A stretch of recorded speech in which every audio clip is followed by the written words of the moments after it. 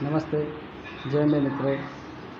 Last લેક્ચરની અંદર આપણે જે ટેક્સેશન સબ્જેક્ટની અંદર આપણે ડેફિનેશન ભણ્યા હતા. જે ડેફિનેશનો હતી આપણી પાસે, જે લાસ્ટ લેક્ચરમાં ભણ્યા હતા એ આપણે ભણ્યા હતા એસએસસી,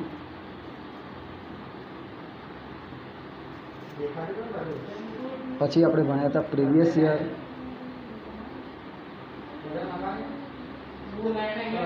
પછી આપણે ભણ્યા હતા કરંટ યર,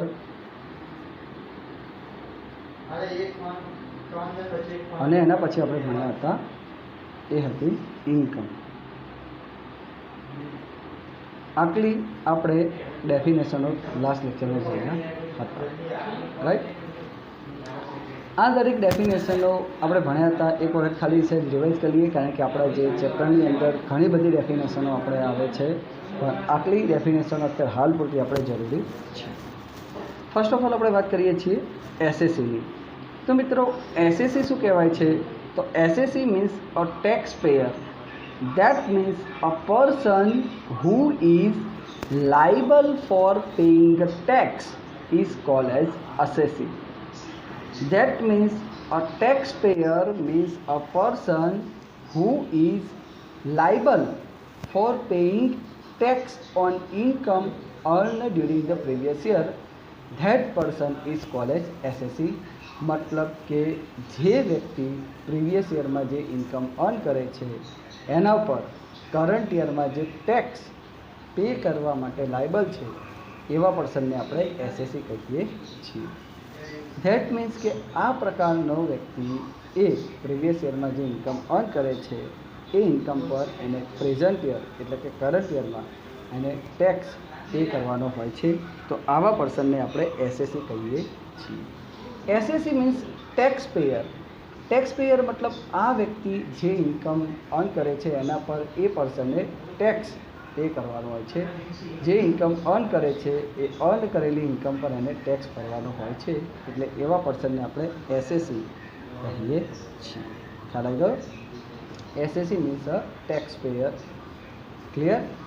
આ પર્સન એ ટેક્સ પે કરવા માટે લાયબલ છે, એટલે એને ટેક્સ પેયર કહેવાય છે, કે જે વ્યક્તિ ટેક્સ પે કરવા માટે લાયબલ છે. ક્લિયર? તો એસએસસીનો મતલબ શું થાય છે? A person who is liable for paying tax on income earn during the previous year.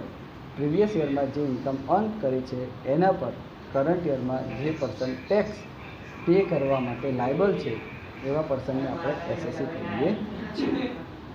આ પર્સન ઇન્કમ ઉપર ટેક્સ પે કરશે, પણ કે કઈ ઇન્કમ પર? તો જે ઇન્કમ પ્રીવિયસ યરમાં અર્ન કરી હતી એ ઇન્કમ પર. કઈ ઇન્કમ પર?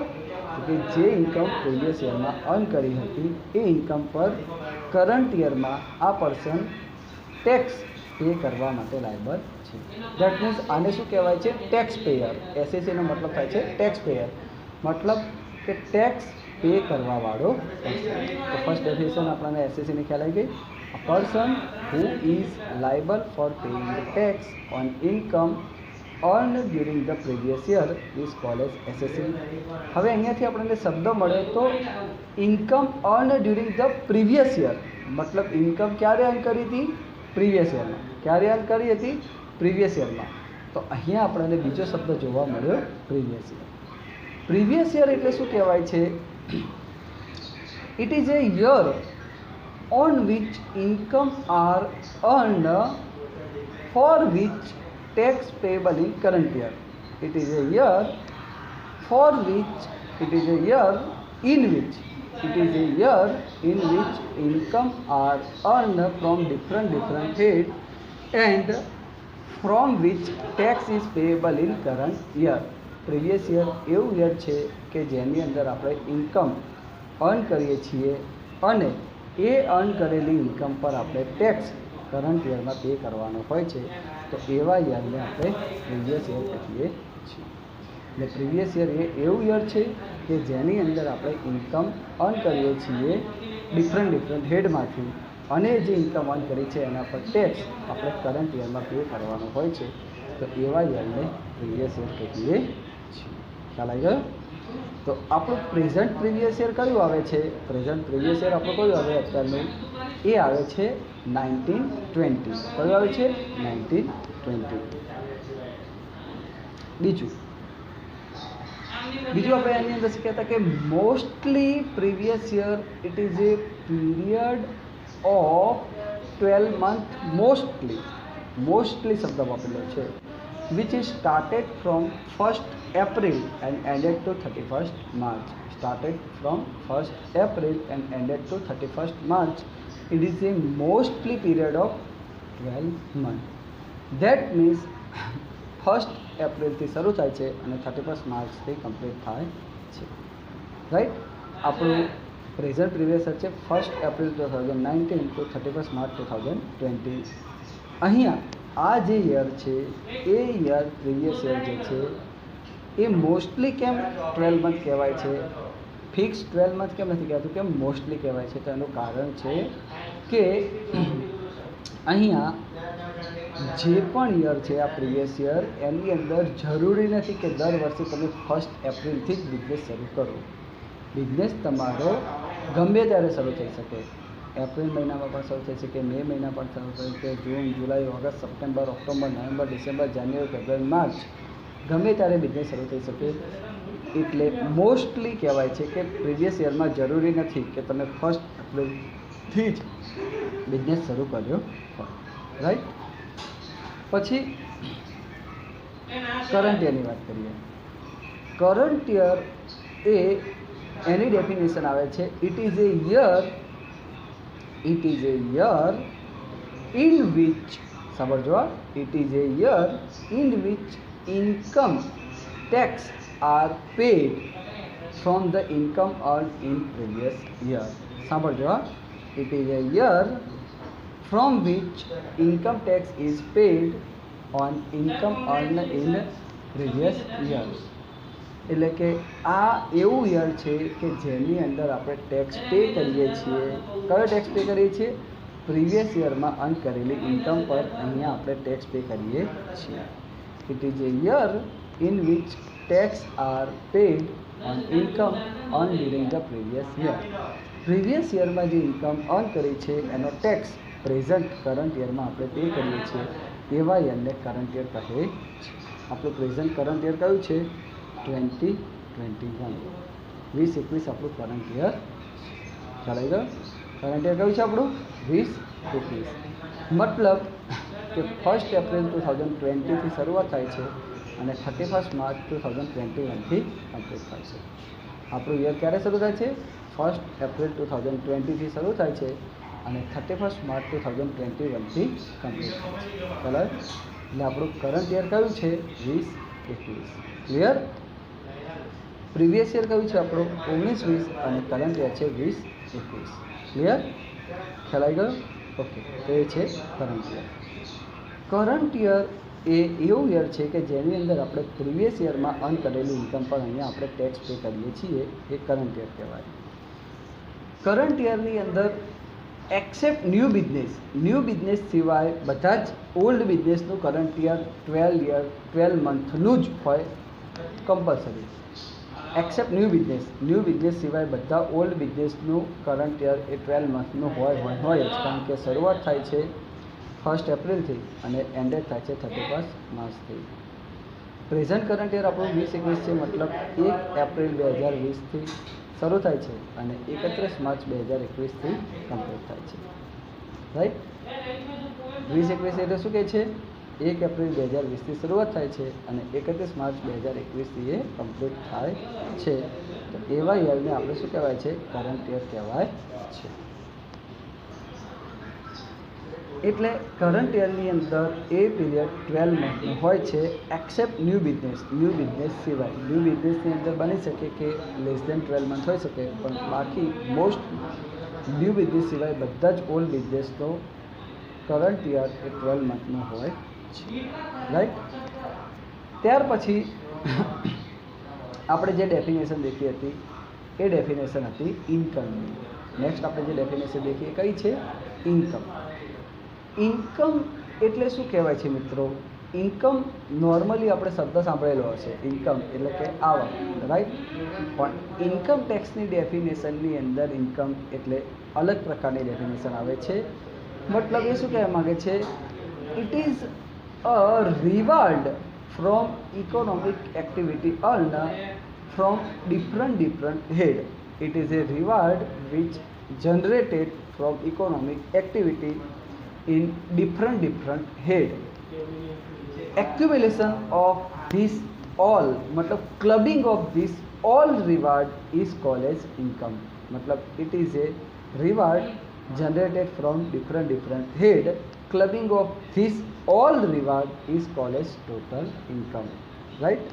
કયા કયા હેડ હોય છે તો આપણે ચેપ્ટર ભણી ગયા છીએ. ઇન્કમ ફ્રોમ હાઉસ પ્રોપર્ટી, એની અંદર તમે હાઉસની ઇન્કમ, હાઉસને રેન્ટ ઉપર આપો છો એની ઇન્કમ તમને મળે. કેપિટલ ગેઇન, એમાં તમે કેપિટલ અસેટ સોલ્વ કરો છો, એમાંથી તમને જે ગેઇન મળે એ કેપિટલ ગેઇન બે પ્રકારના હોય, એક શોર્ટ ટર્મ કેપિટલ ગેઇન, બીજા long term capital gain.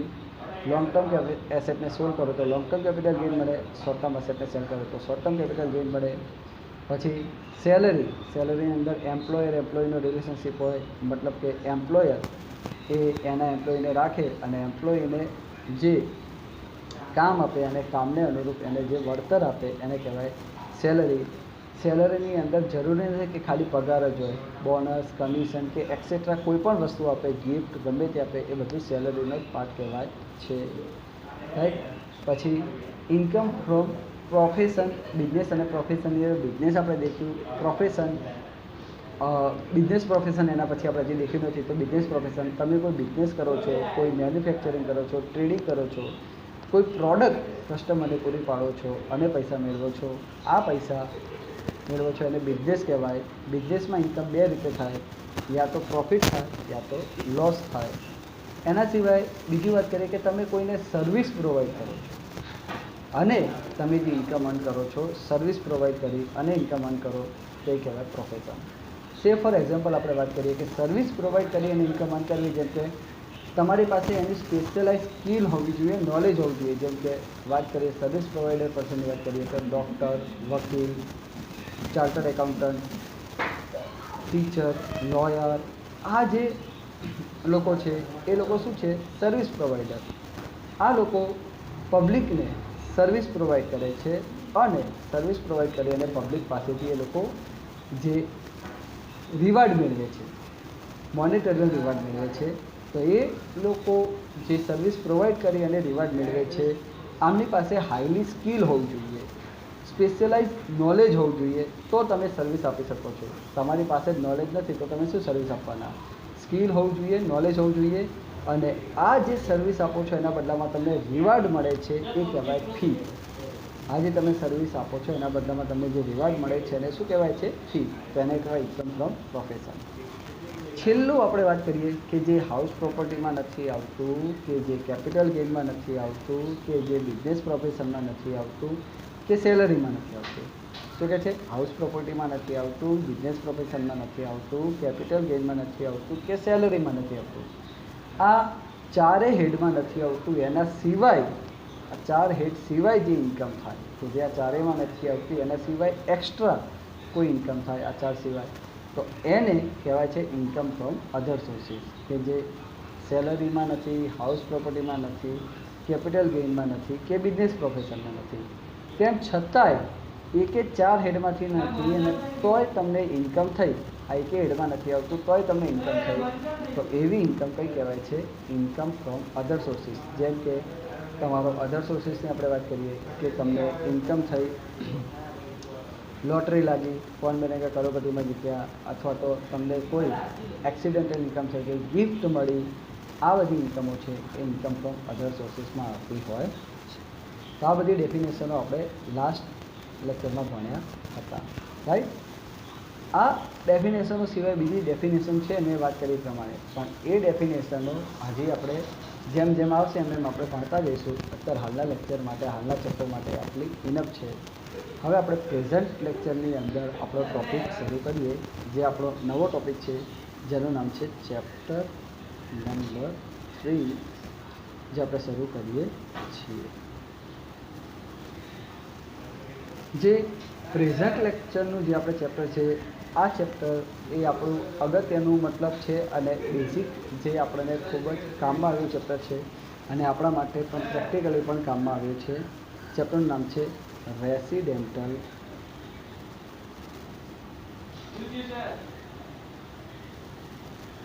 Residential status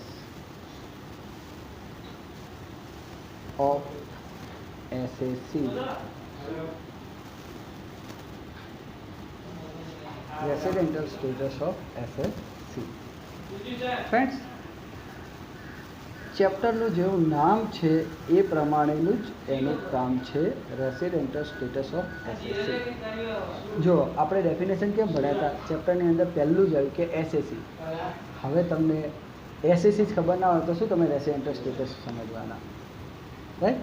ચેપ્ટરનો basic intro તમને આપી દઉં કે residential status of SAC means શું કહેવા માગે છે કે કોઈ એક પર્સન છે, એ પર્સન ઇન્ડિયામાં બોર્ન થયેલો છે, ઇન્ડિયામાં એના મધર ફાધર રહે છે, વર્ષોથી ઇન્ડિયામાં રહે છે, પણ બિઝનેસના કામથી એ ઘણી વખત ઇન્ડિયાથી આવજાવ કરતો હોય, કોઈ વખતે ઇન્ડિયાથી બહાર જાય, બહારથી ઇન્ડિયામાં આવતો હોય, એમ ઇન્ડિયાની અંદર એ આવજાવ કરતો હોય, રાઈટ? ઘણી વખત એ 2 મહિના, 3 મહિના, 4 મહિના એ ફોરેનમાં રહેતો હોય, પાછો ઇન્ડિયામાં આવતો હોય, પાછો ફોરેનમાં જતો હોય, આમ આવજાવ કરતો હોય, તો એ વ્યક્તિને ભારતનો ગણવો કે ફોરેનનો ગણવો? બેઝિકલી તમારા મનમાં એવું થાય કે સાહેબ અહીંયાનો વ્યક્તિ છે, ભલે ફોરેનમાં આવતો જતો પણ અહીંયાનો જન્મ એટલે ઇન્ડિયાનો જ કહેવાય ને, એવું થાય. ગવર્મેન્ટ એવું કહે છે કે એવું ના હોય કે અહીંયાનો જન્મેલો છે એટલે અહીંયાનો જ કહેવાય. ગવર્મેન્ટે એના માટે કન્ડિશન નક્કી કરી, નહીં તો પછી ઘણા બધા શું થાય, અમારી છટકી જાય. અહીંયાના લોકો બધા બુદ્ધિશાળી છે આપણા ભારતના, છટકી જાય. શું કે ખબર છે કે હું તો કે ફોરેનમાં રહું એટલે હું તો કે ફોરેનનો કહેવો, મારા પાસે તેનું કે ગ્રીન કાર્ડ એટલે હું તો કે ફોરેનનો કહું, ક્યાં ટેક્સ ભરીશ? અહીંયા આવે એટલે કે અહીંયાની સરકાર ટેક્સ માગે એટલે શું કે હું તો કે ફોરેનનો કહેવું, હું તો કે ફોરેનમાં રહું, ઇન્કમ ફોરેનમાં કરીશ, શું કરવું અહીંયા ટેક્સ આપું? હું તો ફોરેનનો કહું, હું તો કે ફોરેનમાં ટેક્સ આપીશ, ત્યાંથી છટકી જાય. ફોરેનમાં એવું કે હું તો ઇન્ડિયામાં જન્મેલો છું, ઇન્ડિયાનો છું, ઇન્ડિયાની અંદર રહેલો છું, ઇન્ડિયામાં જ રહું છું, આ તો કે ફોરેન ફરવા આવ્યો હતો તો ઇન્ડિયાની અંદર ટેક્સ આપીશ, શું કરવા ફોરેનવાળાને આપો, મારા ભારતને ના આપો, એમ કરીને કે હું તો કે ઇન્ડિયન ટેક્સ આપીશ, એમ કરીને છટકી જાય. એમ 2 જગ્યા પરથી છટકી જાય. એટલે ગવર્મેન્ટ ગાંડી નથી કે આ બધું છટકવા દે વ્યક્તિને. એટલે ગવર્મેન્ટે રૂલ્સ બનાવ્યા કે કોઈ વ્યક્તિ કયા સ્ટેજ ઉપર ઇન્ડિયાનો કહેવાશે અને કયા સ્ટેજ પર ફોરેનનો કહેવાશે, એનું સ્ટેટસ શું, એ વ્યક્તિ કયા પ્રકારનો કહેવાશે એ નક્કી કરી અને કહેવાય રેસિડેન્શિયલ સ્ટેટસ.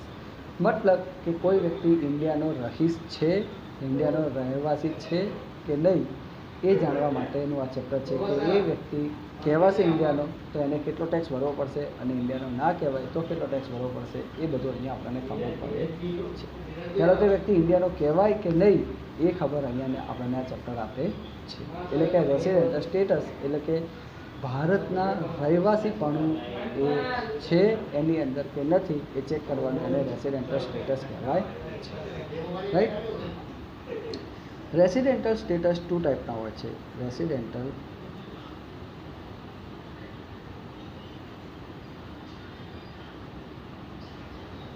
સ્ટેટસ 2 ટાઈપનું હોય છે.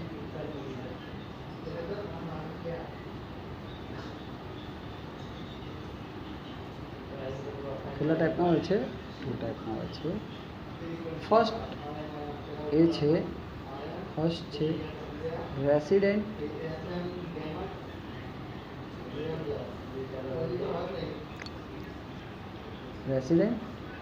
but not ordinary resident.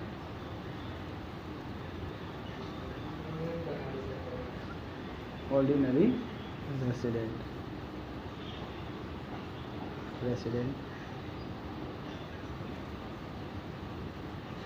Right?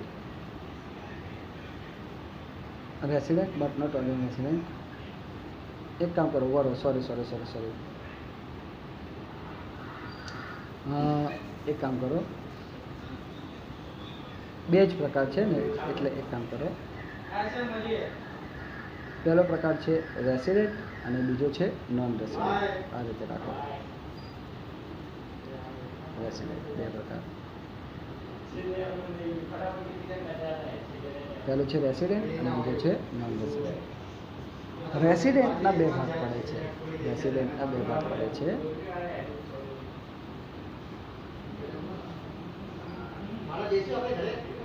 બે પાર્ટ પડે છે. પહેલું છે રેસિડેન્ટ, બીજું છે નોન રેસિડેન્ટ. રેસિડેન્ટના બે ભાગ પડે છે, જે છે તો મિત્રો સ્ટેટસ આપણને બે પ્રકારના જોવા મળે છે કે રેસિડેન્ટ પહેલું છે અને બીજું છે નોન રેસિડેન્ટ. રેસિડેન્ટની અંદર આપણને ટુ ટાઈપ જોવા મળે છે. એક છે રેસિડેન્ટ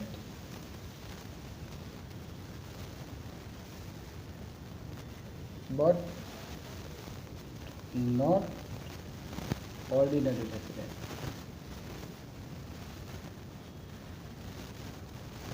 Resident. અને બીજું આવે છે રેસિડેન્ટ એન્ડ ઓર્ડિનરી રેસિડેન્ટ.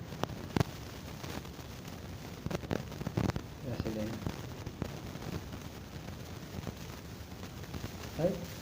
અને આ રેસિડેન્ટ સિવાય બીજો પ્રકાર છે નોન રેસિડેન્ટ. રેસિડેન્ટના ટુ ટાઈપ અને બીજું છે નોન રેસિડેન્ટ. રેસિડેન્ટના આપણને બે ટાઈપ જોવા મળે, resident but not ordinary resident અને રેસિડેન્ટ એન્ડ ઓર્ડિનરી રેસિડેન્ટ. પહેલી આપણે વાત કરીએ છીએ આ વ્યક્તિ કયો કહેવાય. માની લો કે કોઈ વ્યક્તિ આવજો કરે, ભારતમાંનો છે અને ભારતથી ફોરેનમાં આવજાવ કરે, અથવા તો ફોરેનનો છે અને ભારતમાં આવજાવ કરે. ભારતવાળા કે અમારો ના કહેવાય, ફોરેનવાળા કે અમારો ના કહેવાય, તો એનું કોણ? એ તો લખી જ પડે ને. ભારતવાળા કે અમે કેમ ભારતનો ના કહીએ, ફોરેનનો કહીશું. ફોરેનવાળા કે અમે કે ફોરેનનો ના કહીએ, ભારતનો કહીશું. તો એ તો લખવી પડે ને કે હવે ક્યાંનો એને જ ખબર નહીં પડે તો શું થશે, રાઈટ. એટલા માટે કન્ડિશન નક્કી કરવામાં આવી કે કયા વ્યક્તિનું કેટલી વખત આવજાવ થાય, તો એના આધારે કન્ડિશન નક્કી કરવામાં આવી. એના આધારે એનું સ્ટેટસ નક્કી કરવામાં આવશે કે ક્યાંનો કહેવાશે, અહીંયાથી નક્કી થાય છે. તો પહેલી આપણે વાત કરીએ છીએ બેઝિક કન્ડિશનની. એ પહેલી શરત છે આપણી resident but not ordinary resident. Resident પહેલાં આપણે એની કન્ડિશન देखिए, resident but not ordinary resident. આનો મિનિંગ શું થાય છે કે આ વ્યક્તિ રેસિડેન્ટ તો છે જ ઇન્ડિયાનો, પણ એ ઓર્ડિનરી રેસિડેન્ટ નથી. ઓર્ડિનરી એટલે કે તમે અને હું આપણે બધા છીએ એવું એને ઇન્ડિયાનું બેઝિક ઓર્ડિનરી રેસિડેન્ટ તરીકેનો એની અંદર જે એને લાભ મળવો જોઈએ મળશે નહીં. ઇન્ડિયાની અંદર જે રેસિડેન્ટનો એને લાભ મળવો જોઈએ એવો બેનિફિટ એને નહીં મળે કે રેસિડેન્ટ ખરો પણ ઓર્ડિનરી રેસિડેન્ટ કહેવાશે નહીં. મતલબ ઇન્ડિયાનો બેઝિક નાગરિકત્વ તરીકેનો લાભ એને મળશે નહીં. એને કહેવાય resident but not ordinary resident. ઇન્ડિયાના ઓર્ડિનરી સામાન્ય નાગરિક જેવો એને અધિકાર નથી મળતો, એને કહેવાય but not ordinary resident. Ordinary રેસિડેન્ટનો લાભ એને મળશે નહીં. રેસિડેન્ટ કહેવાશે પણ ઇન્ડિયાનો સામાન્ય નાગરિક નહીં કહેવાય, એને કહેવાય resident but not ordinary resident. જો એની કન્ડિશન કઈ રીતે છે? આ રીતે છે. ફર્સ્ટ છે આ કન્ડિશનને કહેવાય છે બેઝિક કન્ડિશન. કઈ કહેવાય છે? Basic condition.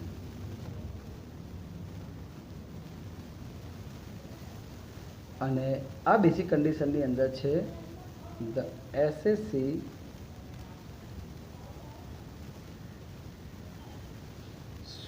must follow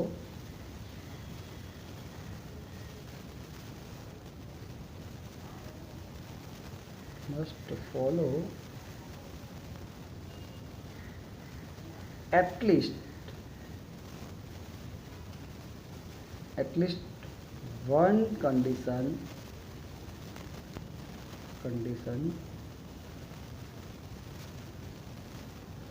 out of two condition.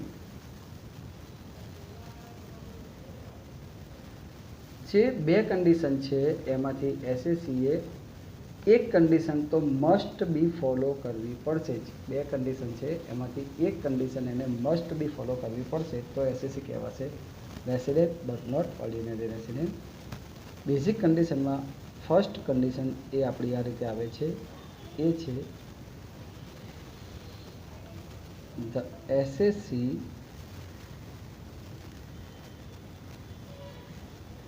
must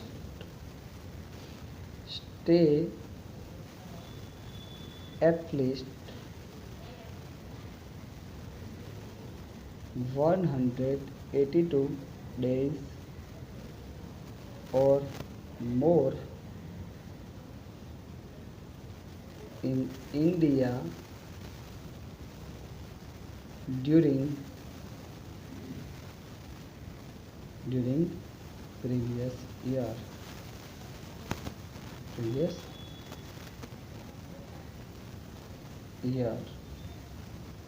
The SSC must stay at least 182 days or more in India during previous year. આ છે ફર્સ્ટ કન્ડિશન. મતલબ કરદાતા ભારતની અંદર ઓછામાં ઓછું 182 દિવસ કે તેથી વધારે દિવસ ભારતમાં પાછલા વર્ષમાં રહેલો હોવો જોઈએ. આ એક કન્ડિશન છે. એની ઓરમાં બીજી કન્ડિશન છે. આ બીજી કન્ડિશનની અંદર બે કન્ડિશન ઇન્ક્લુડ છે. ફર્સ્ટ પાર્ટ, બીજી કન્ડિશનનો ફર્સ્ટ પાર્ટ શું કહે છે? The SSC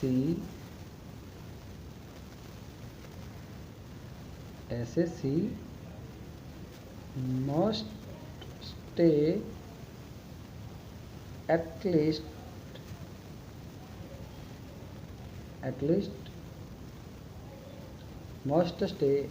least 60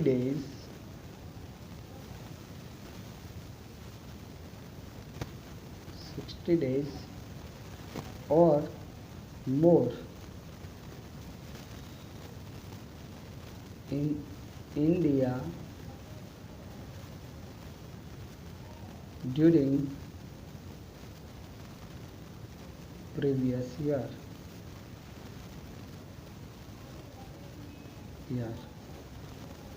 The SSC must stay at least 60 days or more in India during previous year. A first condition, and the second condition, the SSC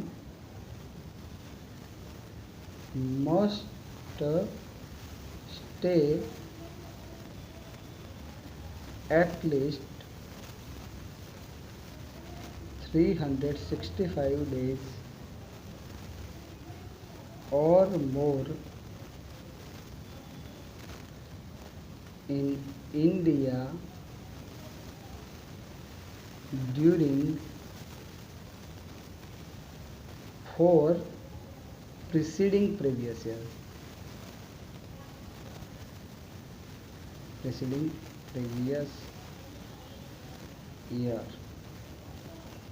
અને બીજા શબ્દમાં કહેવું તો PPY કહેવાય. PPY preceding previous year.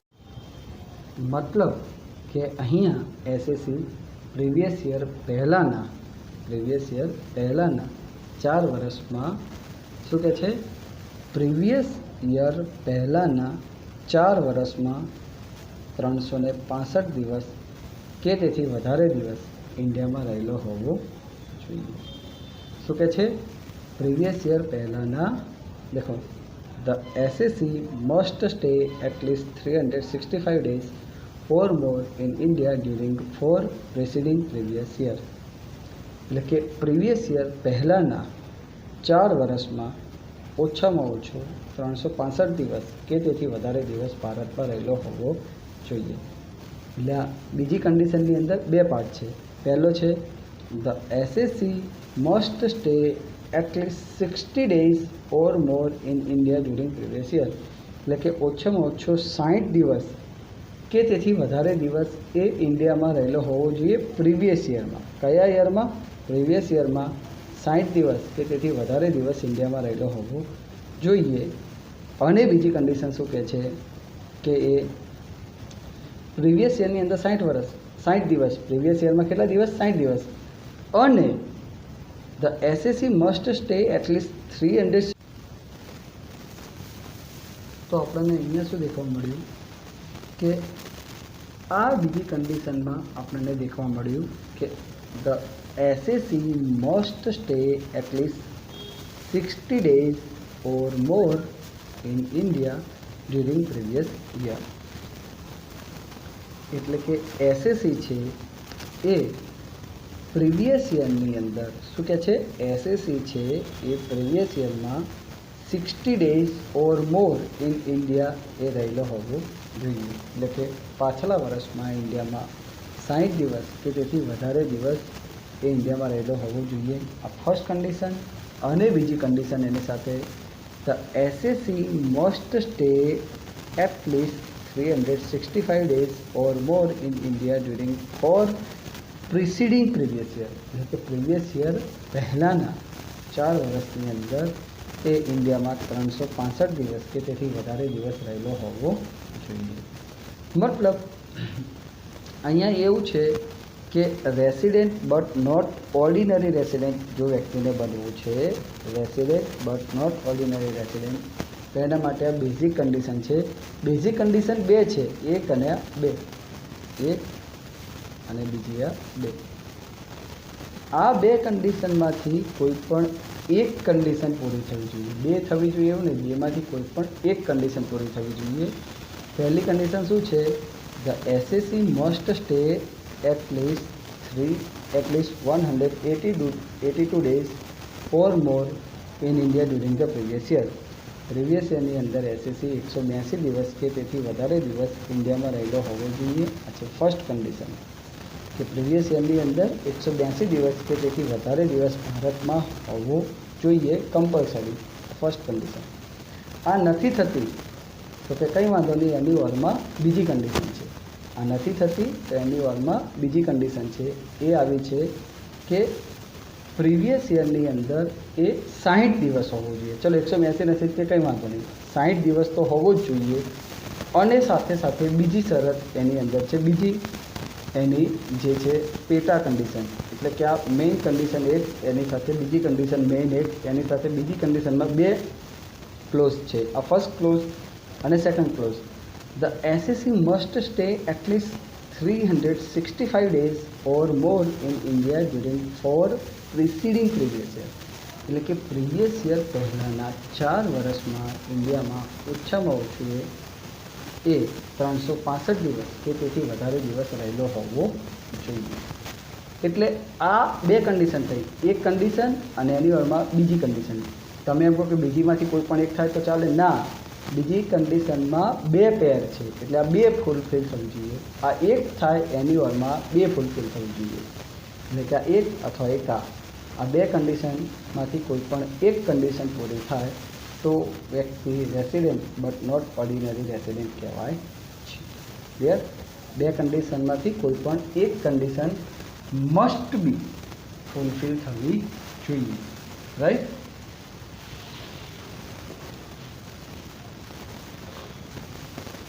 ત્યાર પછીની આપણે વાત કરીએ છીએ એ આ છે બીજી કન્ડિશન. આ રીતે છે, એ આ રીતે છે.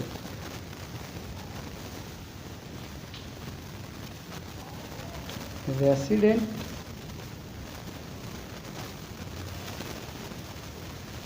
એન્ડ ઓર્ડિનરી રેસિડેન્ટની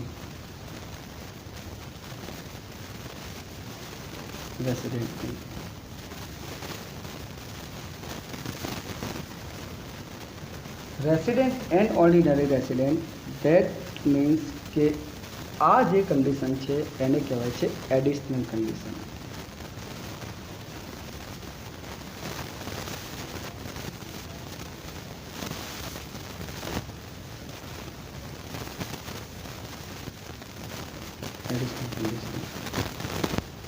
મીન્સ આ બેઝિક કન્ડિશન જે પૂરી થાય એના માટે જ આ એડિશનલ જોવાની. જો બેઝિક પૂરી નથી થતી તો એડિશનલ જોવાની આવતી નથી.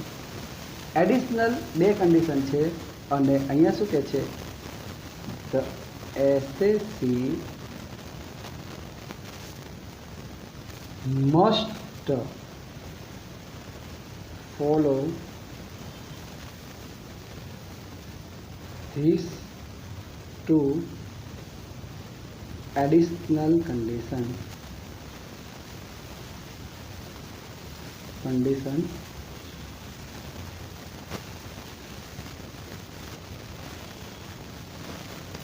must follow these two additional condition compulsory.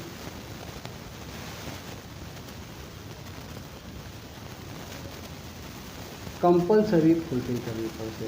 मतलब કે એડિશનલ કન્ડિશન આજે આપી છે એ બે કન્ડિશન કમ્પલસરી ફૂલફિલ થવી જોઈએ. કમ્પલસરી એટલે કે ફરજિયાત આ ફૂલફિલ થવી જોઈએ. એમાં ફર્સ્ટ કન્ડિશન છે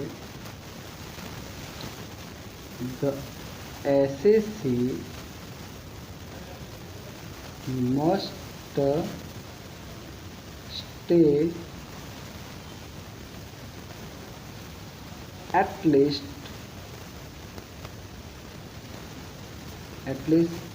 730 days or more, 730 days or more in India during 7 preceding previous year. એને કહેવાય PPY.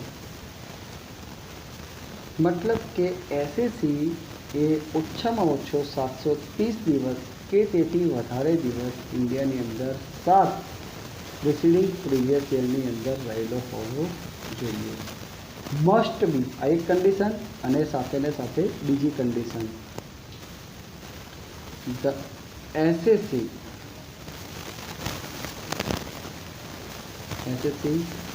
must follow basic condition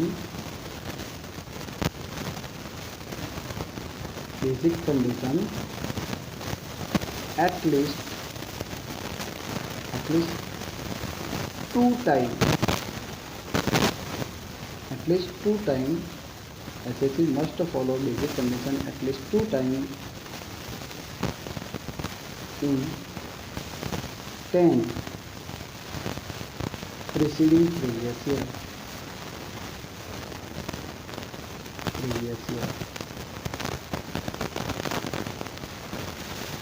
Okay, PPY 10 PPY ની અંદર એને 2 ટાઈમ બેઝિક કન્ડિશન ફૂલફિલ કરેલી હોવી જોઈએ.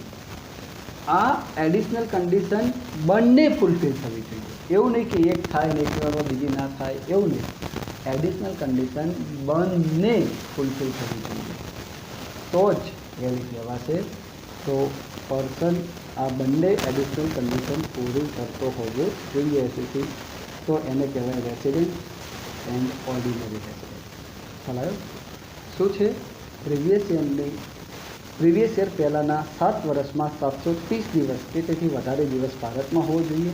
અને બીજું 10 પ્રિસીડિંગ પ્રીવિયસ યરમાં એટલે કે પ્રીવિયસ યર પહેલાંના 10 વર્ષમાં 2 વખત બેઝિક કન્ડિશન એને ફોલો કરેલી હોવી જોઈએ. તો એ પર્સન કહેવાશે રેસિડેન્ટ એન્ડ ઓર્ડિનરી રેસિડેન્ટ. એટલે ફર્સ્ટ ઓફ ઓલ આ પર્સનને બેઝિક કન્ડિશન પૂરી કરેલી હોવી જોઈએ. અને બેઝિક કન્ડિશન પૂરી થાય, બેઝિક કન્ડિશનમાં SSC must stay at least 182 days or more in India during previous year. આ ના થાય પહેલી વારમાં આ બેનું સેટ છે. પહેલું છે SSC must stay at least 60 days or more in India during previous year. બીજું છે SSC must stay at least 365 days or more in India during for preceding previous. એક અને એની વારમાં 2. આ બેનું સેટ એટલે કે આ 1 અથવા 2, આ બેમાંથી કોઈ પણ એક કન્ડિશન પૂરી થાય તો એ resident but not ordinary resident કહેવાય. અને આ 2 પૂરી થાય તો પછી એડિશનલ જોવાની. એડિશનલની અંદર ફર્સ્ટ આપણને જોવા મળી the SSC must stay at least 730 days or more in India during 7 preceding previous years. અને બીજું, the SSC must follow basic condition at least 2 times in 10 preceding previous year. એટલે કે પ્રીવિયસ યર પહેલાંના 10 વર્ષમાં ઓછામાં ઓછું 2 વખત એ જે બેઝિક કન્ડિશન આપણી જે હતી એ એસએસસીએ ફૂલફિલ કરેલી હોવી જોઈએ. તો આ કન્ડિશન એસએસસી પૂરી કરે તે રેસિડેન્ટ એન્ડ ઓર્ડિનરી રેસિડેન્ટ કહેવાય. શું કહે છે? Resident and ordinary resident. માની લો કે એસએસસી આ બેઝિક કન્ડિશન જ પૂરી નથી કરતો, બેઝિક કન્ડિશન જ પૂરી કરતો નથી, તો એવો એસએસસી કે જે બેઝિક કન્ડિશન જે પૂરી નથી કરતો એવો એસએસસી એને આપણે શું નોન રેસિડેન્ટ કહીએ. નોન રેસિડેન્ટ કહીએ. જે એસએસસી બેઝિક કન્ડિશન પણ પૂરી નથી કરતો એવા એસએસસીને આપણે નોન રેસિડેન્ટ કહીએ. બરાબર. તો આ રીતે રેસિડેન્ટનું સ્ટેટસ ડિસાઇડ થાય છે. તેના પરથી ખબર પડે કે પર્સન ઇન્ડિયાનો છે, ઓર્ડિનરી રેસિડેન્ટ છે કે resident but not ordinary resident છે કે એનઆરઆઈ છે. અહીંયાથી ખ્યાલ આવે. આપણને ખ્યાલ ગયો. હવે આના આપણે સમ દેખવાના છે. પછીની બીજી મેથડ બી છે, એની ઇન્કમ કયાની કહેવાય એ પણ દેખવાના છે. અને એના પછી આપણું ચેપ્ટર છે એટલે આપણે અત્યાર સુધી રાખીએ છીએ. Good bye.